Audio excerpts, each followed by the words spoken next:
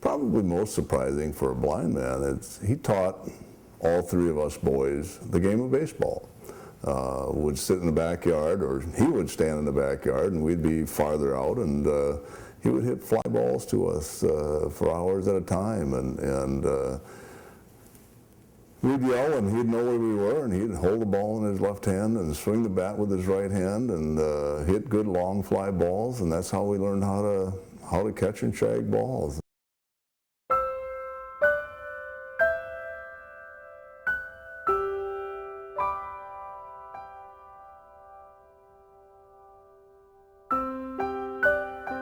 As I understand it, when he was 6 years old, they put him on the train in Hoffman.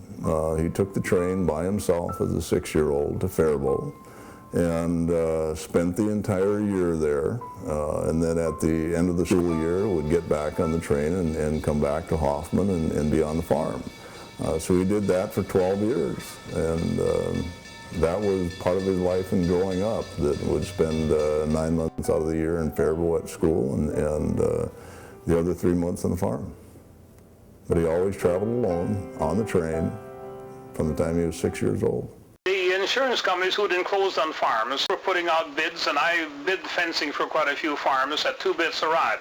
Oh, I guess they were kind of skeptical whether a blind person could do this or not.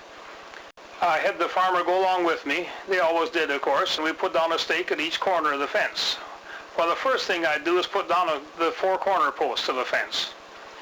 And then I bought telephone wire from the telephone company and strung that so I had the 4 sides. I had something that had a straight line to go by, and to dig all the post holes along that. So you see, that was quite simple to figure out, too.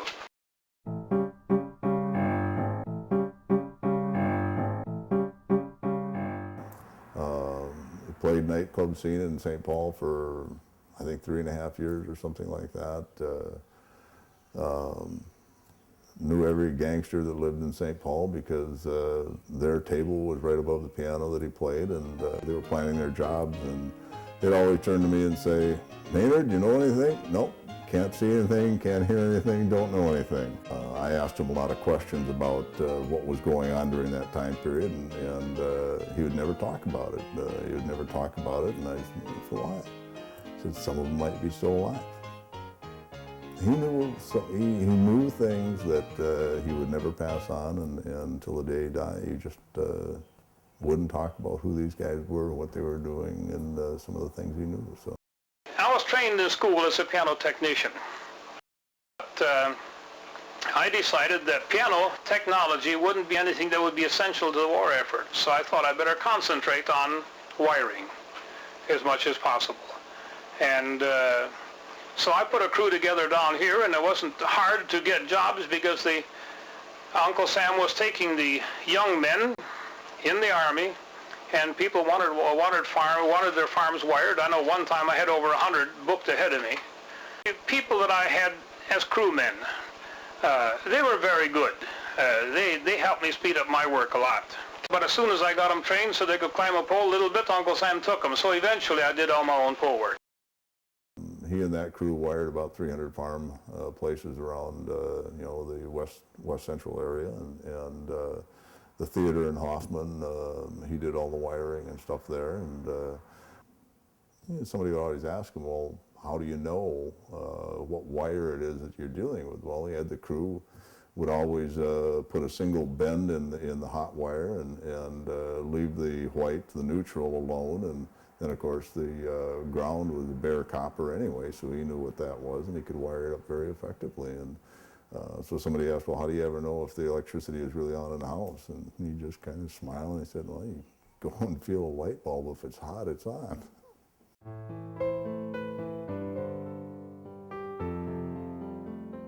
If we give you the examination papers, you'll pass. And then if you pass, we'll have to give you a license by law, but we don't have to give you the papers. I finally pinned the president of the board down. And I said, "Well, just why won't you give me the papers so I can get a license?" Well, he said, "You know." Yeah, I said, "I know, but I want you to tell me." He said, "You're blind." I certainly wanted the license. I enjoyed electricity. But that was a case of discrimination again, and well, neither my wife or I wanted to fight it too much. So after the boys came back from the war around 1950 or so, I just decided to, quit work on a large scale. We were maybe 25 to 30 of us guys, and Maynard and I sang together. Well, I was stood by him. I could help him give us cues and tell him when to start and when to stop. And I led him off and on the stage, and people would gasp because we went pretty good clip because we tried to follow. And being blind, they thought he was sort of handicapped, but he really wasn't. He'd always keep me on the right note.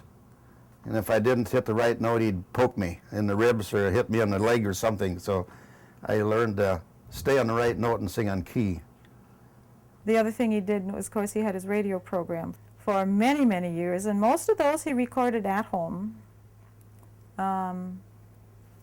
He would sit at the piano in the living room, and Mom would sit in the kitchen, because I think he recorded, he said, about 600 hymns over the course of time. And there's no way he could learn all of them. So he would listen and learn to play it. But he didn't take time to learn the words. Mom would sit in the kitchen with a microphone, and Dad had headphones on in the living room, and she would be feeding him a line ahead. So he was singing one line and hearing the next one. I will not be afraid. I will not be afraid. I will look upward and travel onward and not be afraid. And they did that for years and years. And I remember coming home from school sometimes, and the door would be shut, and there was a sign on the door that they were recording, and we had to wait to come in until we were given the okay. A lot of people knew Maynard through Jingle Bells. This program they had on TV, he was considered the most popular person. He got more requests than anybody else, and even we've met people from different places in Minnesota that have asked, is that blind man that sings on Jingle Bells, is that a relation of yours?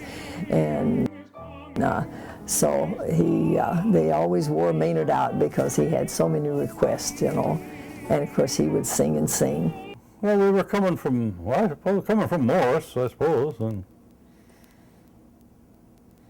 he says, I'd like to drive that. I'd like to drive the car once. Well, I said, let's do it then. So he stopped, and I walked around the other side, and he got over there and go in. I told him, you turn here, and you turn left and turn right. And it's kind of jerky, you know. We didn't go very fast. And I got to town then, and I, steered him. And we got on Main Street. I said, you better slow down now. So, and then I just ducked down, and we got him out by the bank, you know. I said, well, you go a little farther, and then you turn this way, and then you stop. And that was right in front of the meat market then, you know. And of course, well, he didn't do it too smooth. He hit the sidewalk, you know. That story's been all over the world. And everything I know about electricity, everything I know about plumbing, I learned from him. And every power tool that he had, he built a wooden box for that power tool to go in. It fit just perfectly. It was exactly what he needed to have, and nothing was ever wrong. And I even have a couple of people after he had died called and wondered whether or not they could get their hands on one of those boxes that he had made, because everybody was so fascinated by how tight those miters and everything were. So, just the thought that he literally built every cabinet in the house. He finished his own house. It was as tight as you could find any house anywhere. There wasn't a squeak anywhere, whether on the stairs or in a cabinet. Just didn't happen. And so that was probably the most fascinating. And he always had to smile and laugh a little bit when people would come to the house, and it'd be night, dark outside, and they'd come into the house and want to know where Maynard was, and they said, well, he's out in the shop working. And I said, well, he can't be, there's no lights on.